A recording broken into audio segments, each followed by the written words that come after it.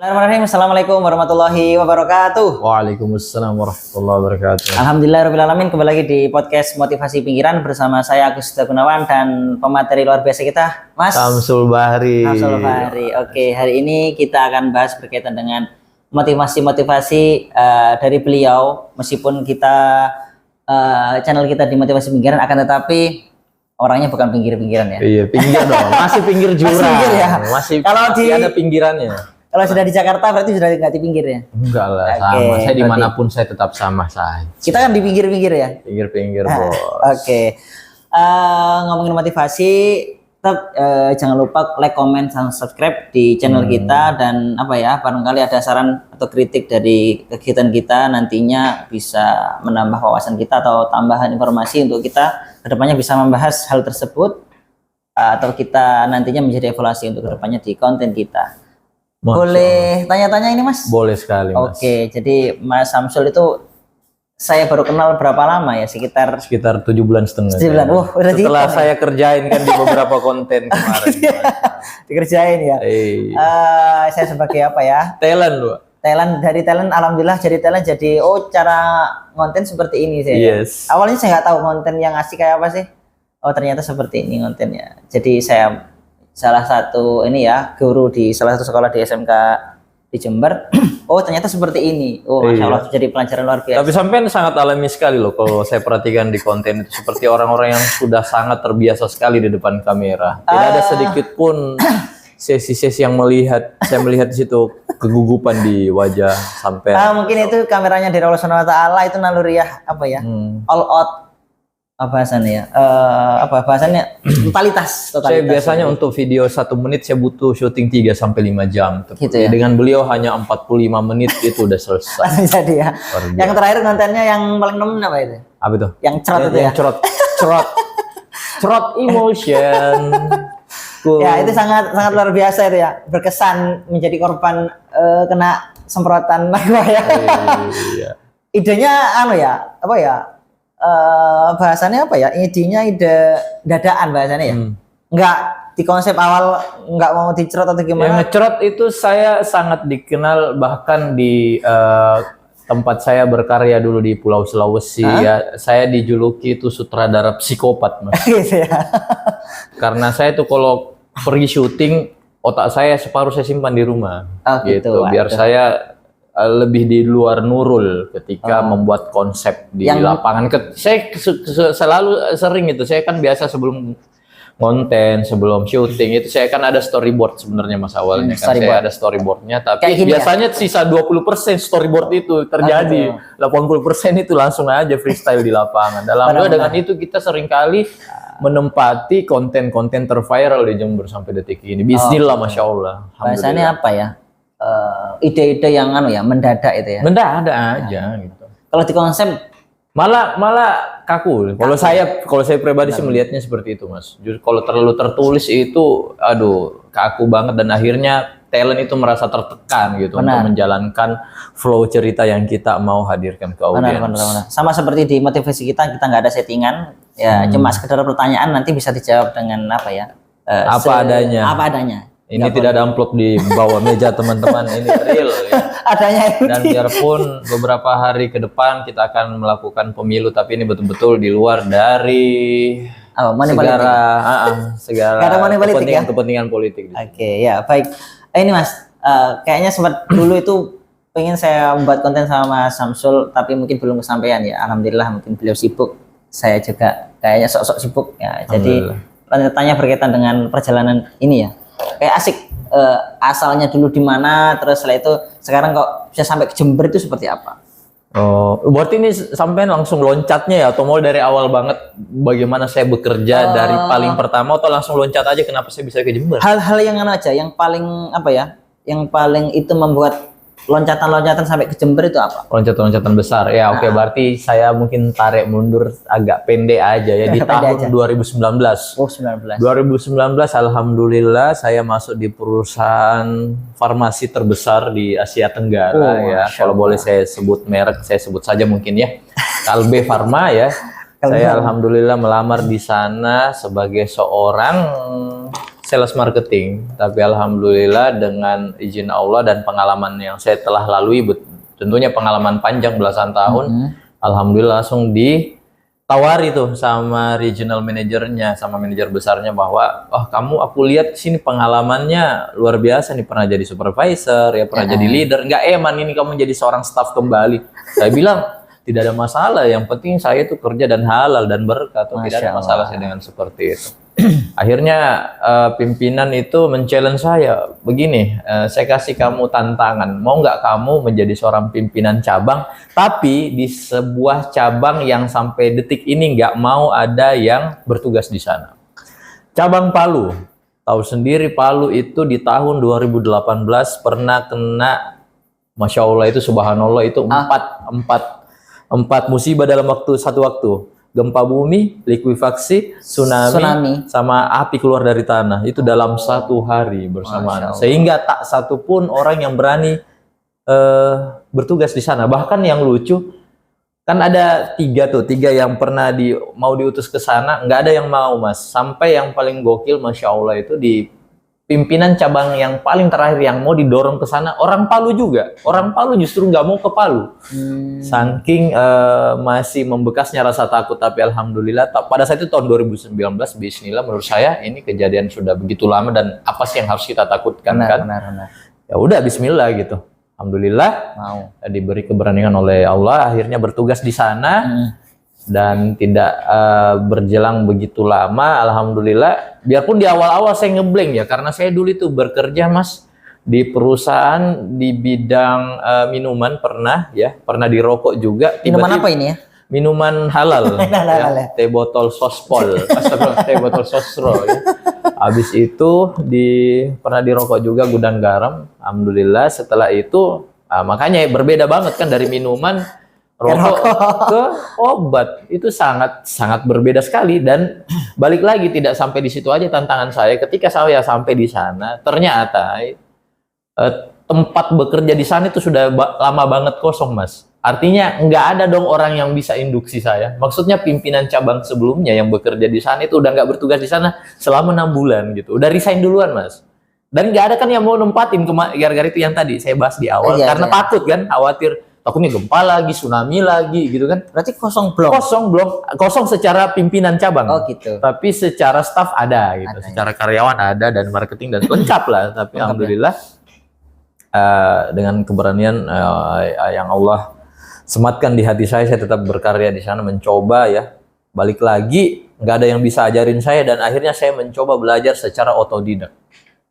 Jadi saya otodidak ya, bagaimana dunia obat, saya searching di Google. Pada saat itu belum maraknya AI dan BART dan ChatGPT. Jadi saya lebih banyak nanya ke Google ya, nanya beneran ke Google, YouTube, sama ya mau nggak mau ke bawahan saya gitu. Jadi ini pesan untuk teman-teman ini, nggak boleh merasa sungkan atau merasa tinggi ketika kita di posisi tertentu, nggak mau bertanya ke orang yang lebih di bawah kita. Santai aja, tanya aja. Kalau kita nggak tahu, bilang nggak tahu, santai. Akhirnya belajar, alhamdulillah dengan doa, ikhtiar yang nyata, alhamdulillah, bismillah, Allah jadikan saya menjadi salah satu pimpinan cabang terbaik di Indonesia, Mas, pada saat itu, dengan waktu yang dibutuhkan nggak sampai 1 tahun. Masya Allah. Alhamdulillah. Singkat cerita, 2021 ya, pada saat itu kan sudah mau mulai masuk COVID itu, di 2019 ke 2020 itu kan sudah mau masuk COVID. Alhamdulillah dengan segala tantangan yang ada, ya segala upaya yang ada, saya bisa bahkan menjadi pimpinan cabang nomor 1 di Indonesia. Masya Allah. Juara 1, Masya Allah. Bismillah tentunya dengan effort yang luar biasa. Alhamdulillah. Nah dari situ tuh, pimpinan nasional kan lagi nih, ngasih challenge lagi saya, tantangan. Ini udah dalam hitungan berapa bulan udah menorehkan banyak sekali prestasi di kota Palu ya. Bahkan tanpa ada yang ngajarin kamu, dampingin kamu. Tapi kok bisa seperti ini? Gini, coba kamu tantang lagi, kamu ke Pulau Jawa. Berani nggak kamu ngisi cabang Kediri dulu, Mas? Oh, Kediri. Berani nggak cabang Kediri? Oh, saya berani sekali, Pak. Apalagi saya dulu pernah bekerja di gudang garam. Salah satu impian saya adalah bekerja di kota memang gudang garam, pabriknya di mana? Kediri. Oh, gitu. Sikap, Pak. Saya bismillah, coba kerja di sana. Nggak sampai 1 hari, kalau nggak salah nggak sampai 1 hari, ada telepon lagi. Kamu nggak jadi di Kediri. Oh berarti alhamdulillah saya tetap di Palu. Enggak, kamu di Jember. Jember di mana Jember itu? Saya baru googling dong Jember di mana Mas. Iya. Maaf ya maksudnya saya saking apakah sayanya yang kurang bergaul atau bagaimana? Jember, mana Jember ini? Oh Jember Jawa Timur, saya kira Jember itu dekat-dekat Jogja, ya kan dekat Salatiga. Oh Jember Jawa Timur, dekat Banyuwangi.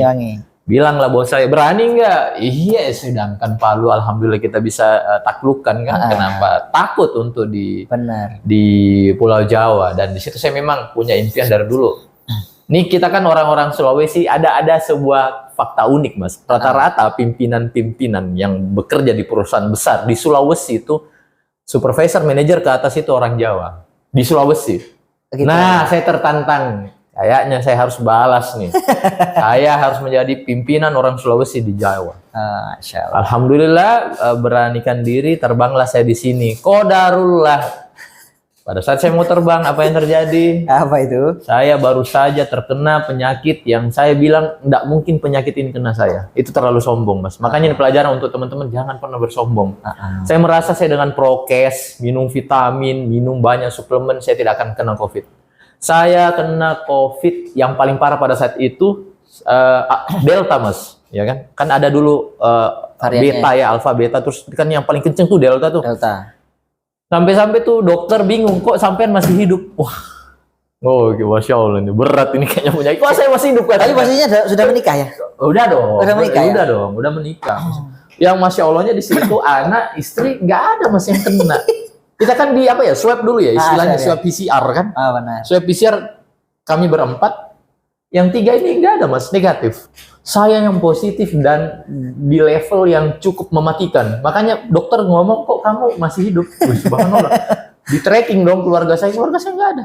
Anak buah saya, tim saya, semua nggak ada. Aman, Masya Allah. Makanya ini penyakit seru juga ya, Masya Allah. Ya. Hanya kok cuma saya yang kena gitu.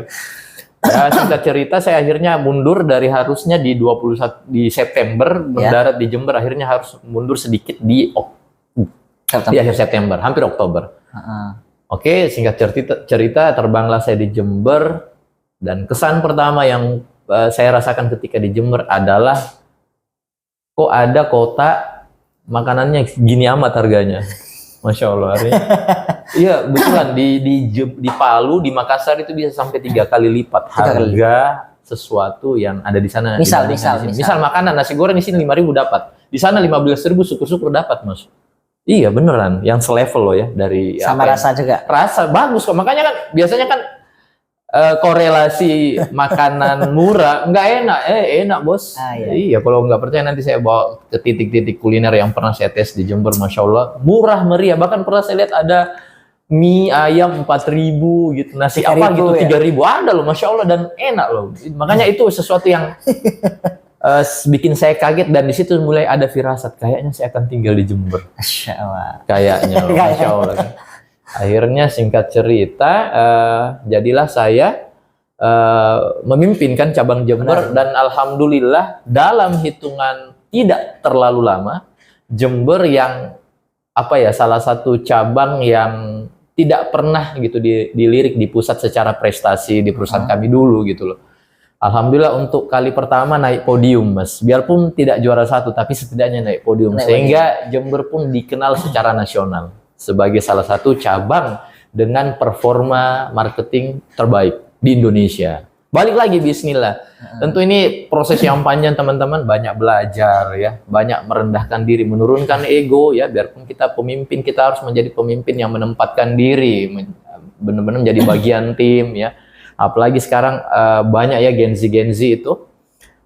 Ini untuk teman-teman yang milenial mungkin bekerja bersama Gen Z, kita harus menghadapi Gen Z itu dengan sabar luar biasa, menjadi teman, menjadi partner mereka, membuat mereka nyaman, membuat mereka berani untuk melakukan sesuatu yang berbeda.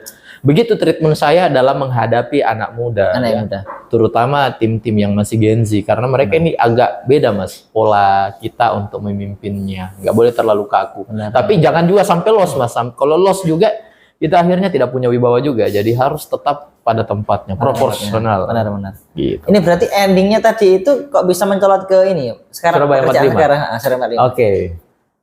Singkat cerita, di sekitar tahun lalu lebih ya, satu tahun, tahun lebih setengah lah. Saya kan punya hobi nih Mas, bikin konten. Ya, sampai insya Allah pernah lihat konten-konten saya dulu. Bahkan sampai salah satu korban saya kan, talent kan saya cerot gitu kan. Oke.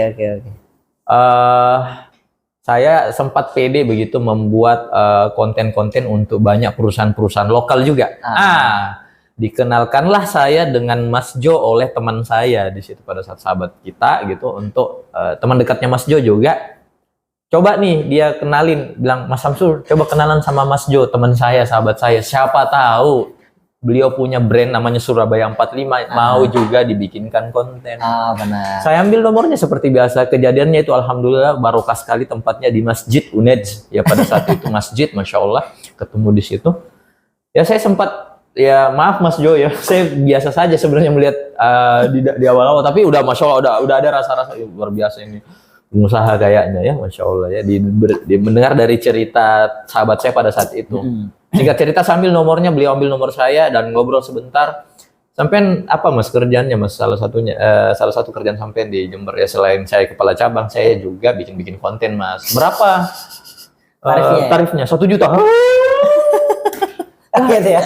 Sesuai dengan apa yang saya bisa berikan gitu loh maksudnya. Untuk UMKM kan biasanya angka-angka yang sudah ada kata juta di belakangnya, mungkin sudah cukup. Kita butuh upaya ya untuk bisa membayar seperti itu. Balik lagi alhamdulillah ya, Mas Jo akhirnya bilang, saya ambil dulu deh nomornya deh Mas, nanti saya kontak gitu. Dan memang beneran dong, lama saya dikontak lagi sama Mas Jo. Lama banget. 3 bulan? Lebih Mas, kayaknya lebih gitu. Masih perlu hitung-hitungan ya? Hitung-hitungannya lama banget. Dan singkat cerita, beliau ngajakin kan ketemu. Yuk ketemu Mas, ngobrol-ngobrol. Beliau ngobrol, saya punya Mas sedikit butuh dibantu Mas di marketing salesnya. Bisa nggak sampean jadi konsultan marketing saya selama 3 atau 6 bulan ke depan, nanti sistemnya kontrak pakai MOU berjangka demikian, pembagiannya demikian. Oke Mas, silahkan gitu, ngobrol. Oke. Akhirnya ngobrol yang lain, ngobrol tentang bisnisnya beliau, tentang konten saya dan segala macam ya. Akhirnya di pertemuan kedua ketiga ya, beliau langsung iseng nih, Mas Samsul, sekalian gabung aja di Surabaya 45 penuh gitu. Saya bilang, berani juga Anda ini. Masalahnya Kalbe Pharma dengan posisi yang cukup, alhamdulillah pada saat itu udah pimpinan cabang terbaik, perusahaan terbesar yang tentunya kita ya aman lah ya, insya Allah. Kalau orang-orang yang mungkin awam, saya pun awam sebenarnya, mungkin orang pada umumnya itu akan mengatakan itu kan zona nyaman Mas. Kenapa mau berhenti? Kalau ada orang mau berhenti kan? Dan benar dong, saya nggak mau berhenti lah. Gaji luar biasa, ada kendaraan mobil dikasih, rumah dikasih, pendidikan 3 anak ditanggung, saya mau pulang pergi ke Makassar pada saat liburan boleh. Itu sangat nyaman sekali Mas kan. Jadi Masya Allah, untuk sekelas Mas Jo yang pada saat itu dengan segala keberanian mengumpulkan segala keyakinan, Kalbe kasih apa saya kasih yang sama. Wah, laki bener. Ya udah, demikian yang Kalbe kasih. Oke, saya bisa kasih, bahkan lebih. Masya Allah. Ketika saya dikasih gituin Mas, malah saya yang takut lagi dong. Malah kebalik, saya yang ragu. Wah, berani nih orang nih Mas. Aku langsung bilang, Mas, kayaknya jangan dulu saya nih Mas. Soalnya saya pengalaman, maaf, saya bukan di bisnis jasa, apalagi percetakan. Saya kan basicnya Mas di produk fisik, barang beneran ada dong, didistribusikan, dijual. Kalau beliau kan jasa, biarpun ada hasil cetak, tapi sebenarnya ini kan esensi bisnis percetakan itu jasa Mas. Jadi sangat berbeda model bisnis dari industri yang pernah saya lalui 16 tahun. Jadi agak yakin Mas gitu. Akhirnya saya yang malah dulu, enggak lah. Akhirnya sampai 4 kali ngopi kita Mas. Jadi diskusi ini deal-dealan ini tidak terjadi dalam 1 kali ngobrol, 3 sampai 4 kali di tempat-tempat berbeda. Mas Jo ngobrol, ayo, apa keraguannya lagi. Sampai titik terakhir saya ultimatum Mas Jo. Mas Jo, bagaimana kalau 3 tahun perusahaan ini tidak bertumbuh? Minus ketika saya pimpin. Mas Jo dengan simpelnya mengatakan ini, semua resiko sudah saya perhitungkan, itu urusanku. Wah, ini orang tawakalnya Masya Allah. Saya bilang, sini MOU-nya saya tanda tangani. Itulah Mas. Berarti ke 5 kali? 5 kali, panjang Mas, karena balik lagi di awal saya yang kepedean, akhirnya di tengah saya malah yang ragu kenapa beliau sangat berani gitu dengan keputusannya Mas. Sekali-sekali kayaknya Mas Jo harus antum panggil untuk menjadi narasumber, Masya Allah. Kemarin jadi pasien bekam saya. Wah, jadi apa ya? Mas mau saya konten sekaligus jadi pasien bekam saya. Ya mungkin lain kali nanti bisa intens seperti ini. Masya Allah. Wah, luar biasa ceritanya ya. Kayak sangat luar biasa itu ya. Sampai bertahan di SPM 45. Sekarang sudah berapa tahun di SPM 45? Kurang lebih udah lama sekali ya, Masya Allah. Kira-kira tadi menurun atau naik? Naik dong, alhamdulillah. Alhamdulillah naik. Bismillah ya. Saya sudah cukup lama ya di Surabaya 45. Cukup lama ya. Itu kameranya on enggak kamera? Untuk potongan-potongan video. Oh, Masya Allah. Udah lama ya saya di Surabaya 45, lama banget. Udah 11 bulan Mas. 11 bulan. Iya, udah lama banget. Udah hampir setahun. Saya lihat konten-kontennya ada yang lebih out of the box. Enggak ngeri kayak psikopat kayak saya enggak kayak saya lihat kemarin kayak biasa-biasa aja. Ada ya? Anda ya. Yang konten kita yang paling viral sampai saat itu tuh masih yang temanya tabrakan. Tabrakan itu ya, yang minta uang itu ya. 350.000 views tanpa AdSense, tanpa optimasi periklanan, hanya dengan collaboration post aja dengan akun-akun. Itu yang ngeri ya? Masya Allah. Bismillah Mas. Tapi kan nggak cerot seperti saya. Oke, nanti saya cerot Mas Jo. Oke. Itu menyerang pribadi itu ya. Menyerang pribadi. Tabrakan apa cuma gelundung-gelundung biasa saja. Saya kan masih kurang ridho. Kurang ridho kalau saya sudah dicerot sama ini. Enggak apa-apa, totalitas, Mbak. Kayak kurang psikopat tingkat tinggi. Oh iya. Masih sederhana. Nanti saya tanyalah supervisor digital marketing kita, kalau ada orang eksternal kayaknya nggak terima kita udah cerotin. Gak apa-apa, kasih konten cerot juga gitu. Oke ya. Video kita.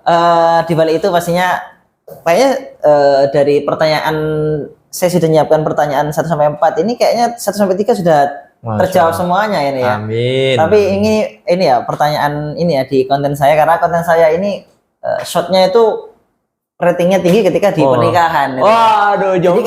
Jadi kalau sempat apa ya, bukan masalah jomblo harus segera tobat sih Mas. Tapi kalau masalah yang lain ini sangat turun banget. Jomblo itu aib Mas menurut saya, maaf.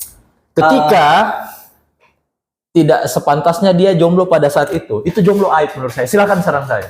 Jomblo itu aib. Jadi bukan masalah itu Mas Samsul. Tapi gini, saya pertanyaannya sosok yang ini, sosok di balik layar Mas Samsul. Jadi supervisor apa tadi? Iyalah. Profesor. Iya, kompresor lah. Kompresor tingkat tinggi katanya di perusahaan itu sosok siapa gitu ya? Oh iya, Masya Allah. Mungkin bisa cerita sedikit lah. Tentu banyak sekali sosok luar biasa. Balik lagi, salah satu yang utama teman-teman jangan dulu kemana-mana dulu, karena sosok ini dimiliki insya Allah orang mau jomblo ataupun orang yang 4 istrinya. Ya, yaitu orang tua, ibu. Itu sosok yang paling pertama dulu. Paling pertama ya. Yang doanya itu tidak ada sekat, Masya Allah, di langit ya. Jadi tentu teman-teman kalau mau booster yang paling luar biasa untuk menunjang kesuksesan kita, karena kerja keras itu bukan variabel atau kunci kesuksesan ya. Banyak orang kerja keras tapi terbukti cuma 2 orang yang sukses dari 100 orang misal. Ya berarti kan ada faktor-faktor X nih yang gak kelihatan. Yaitu 2 orang tua tuh biasa orang kadang kesampingkan. Jadi berbaktilah orang tua, untuk teman-teman yang masih punya orang tua ya. Berbakti ya.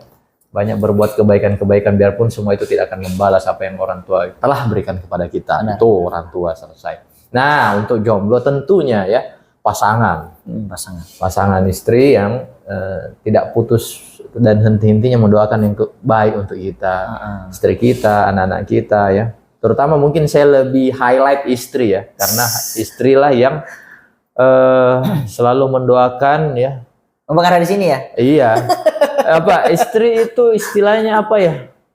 Pertahanan kita yang terakhir. Kenapa? Mungkin kantor ketika kita tidak mencapai sebuah target tertentu, kantor akan tidak menerima kita, atau mungkin marahi kita, atau tidak senang dengan diri kita. Benar. Tapi beda dengan istri, apapun kondisi pintu selalu terbuka lebar untuk menerima kita. Makanya saya katakan motivasi tertinggi itu istri.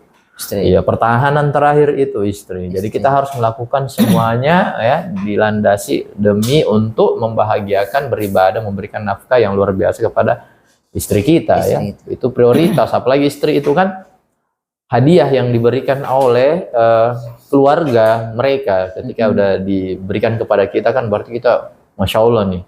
Orang tuanya udah didik dari nol, udah besarin dari nol, biayain dari nol, tiba-tiba di kuliah yang tinggi, di kuliah yang tinggi-tinggi, tiba-tiba pindah di kita gitu, Masya Allah kan, terus bikin sakit hati kan, gimana ya gitu kan, iya, kecuali dalam, itu nggak ada kecualinya, iya, kita harus selalu untuk memberikan yang terbaik gitu loh, untuk istri kita gitu, benar-benar, gitu, karena doanya itu Masya Allah, jadi semakin banyak doa istri, itu semakin memudahkan langkah kita untuk menuju kesuksesan ya, menuju keberhasilan yang luar biasa gitu. Ya. Jadi intinya teman-teman yang kita mau garis bawahi di sini, jangan takut untuk menikah ya.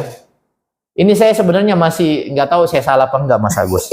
Saya salah satu yang mengatakan jangan takut nikah muda. Nggak tahu saya akan diserang oleh pihak mana ini. Saya kenapa yang nikah muda takut gitu loh? Karena rezeki itu di tangan Allah kan. Kita nggak boleh menunda-nunda pernikahan hanya gara-gara takut besok mau ngasih makan apa. Padahal rezeki kan Allah yang ngasih. Kita kan cuma median aja, perantara Mas. Kalau kita ikhtiarnya benar, upayanya benar, insya Allah itu rezeki akan terus mengalir.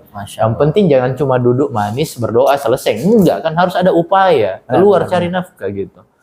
Bahkan sekarang orang bisa dengan modal kamera, HP, begitu bisa konten dari rumah, bisa jadi YouTuber, bisa jadi apapun macam ya. Shopee affiliate setahunya. Affiliate lagi, jadi dropship, macam-macam sekarang sumber-sumber maisha.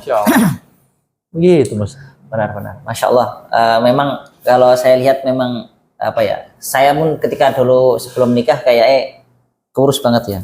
Saya habis nikah malah makin kurus karena saya sengaja memang fitness ya. Saya malah makin mana banyak ototnya nggak ada kalau ini nggak ada bentuknya ini. Saya malah makin banyak makan makin begini. Makanya ini kayaknya otot semua ini.